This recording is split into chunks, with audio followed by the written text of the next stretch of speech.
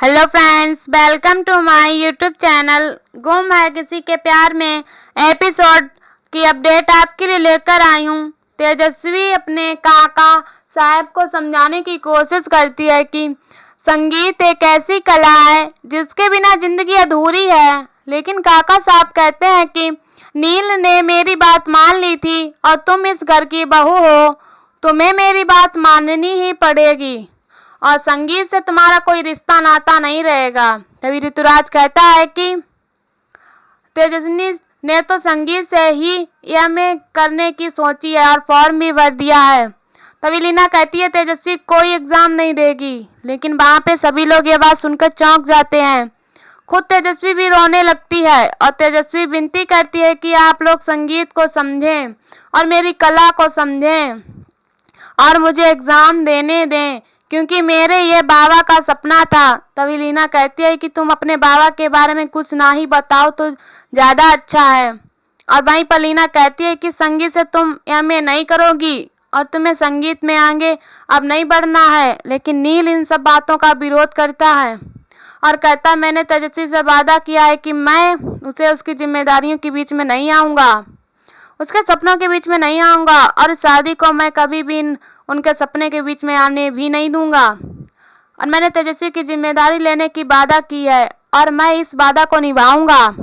तभी नील कहता है काका साहब से कि आपने ही मुझे सिखाया है कि जब ये वादा करो तो उसे पूरा करो, और मैंने ये वादा किया है तो मैं इसे पूरा भी करूंगा। तभी तेजस्वी कहती है कि आप लोग मेरी बातों को समझो और मुझे संगीत में आगे बढ़ने दो। ऋतुराज भी तो इसी घर से है और वह भी संगीत में कितना नाम कमाया है।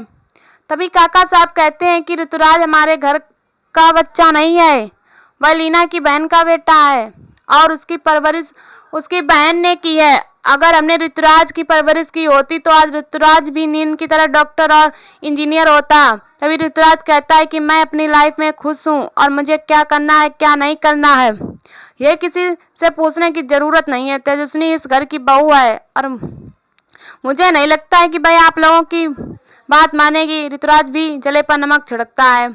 तभी वहां पे जीतू कहते हैं कि कला एक बहुत बड़ी आस्था होती है, पूजा होती है, लेकिन काका साहब जीतू के बात का भी विरोध कर देता है।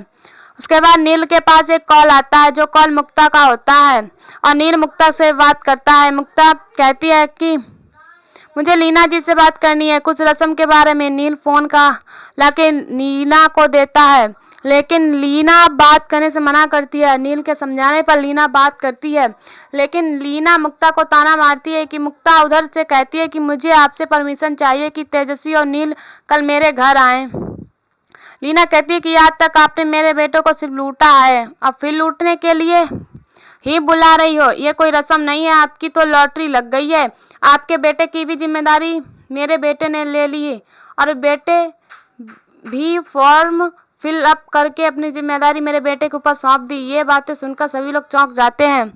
वहीं पर तेजस्वी की आंखों में आंसू बहने लगता है और वह अंदर ही बहुत ज्यादा टूट जाती है लीना की बातों से। वहीं पर मुक्ता कहती है नहीं, ऐसी बात नहीं है, मैंने आपके बेटे से कभी कुछ नहीं मांगा।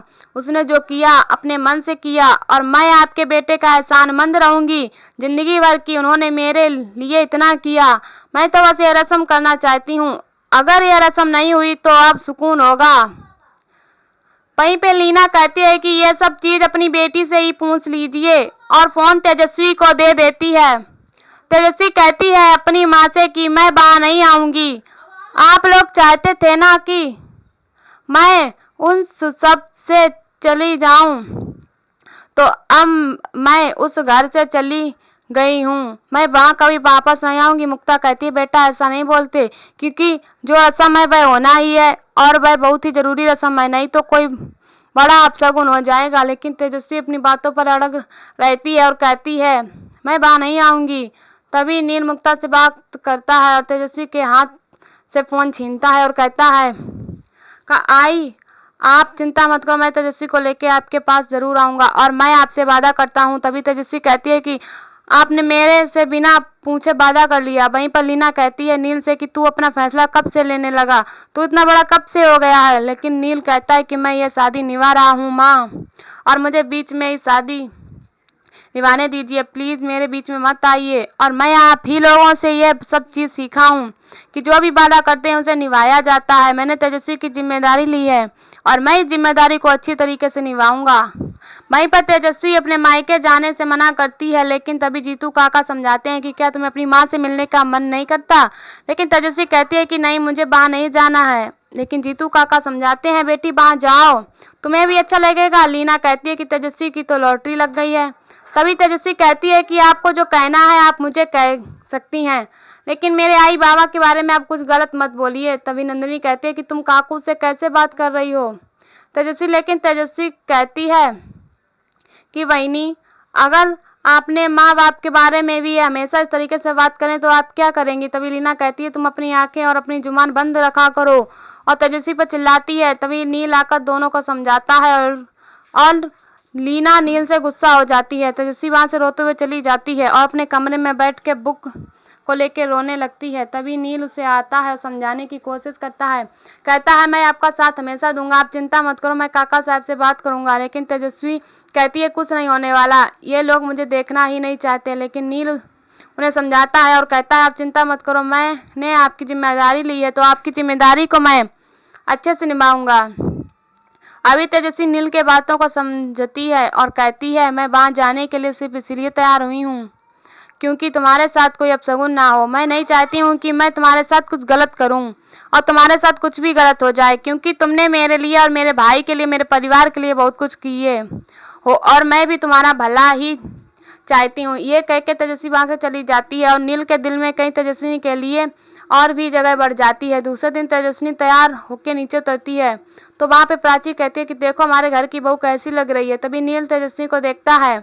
इसी बीच ऋतुराज आ जाता है और कहता है ये प्रधान परिवार की बहू है, अच्छी तो लगेगी ही, वैसे भी तेजस्वी काफी सुंदर है, तू सुंदर तो दिखेगी ही। उसी पे यहाँ पे लीना पूजा कर रही होती है और लीना कहती है मायके जाने के लिए कल मना की और आज चली गई। इसे जुबान चलाना बहुत अच्छी तरीके से आता है और लोगों को बातों में फंसाना भी बहुत अच्छी तरीके से आता है।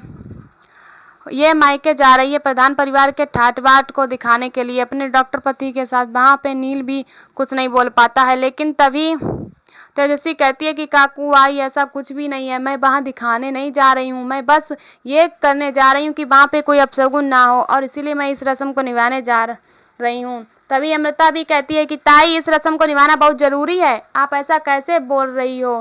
लेकिन लीना के कटु वचन जो हैं वह बंद होने के नाम ही नहीं लेते हैं। लीना कहती है कि ये नुमाइश करने जा रही है, तुम लोग इसे नहीं समझोगे, मैं इसे अच्छी तरीके से समझ गई हूँ।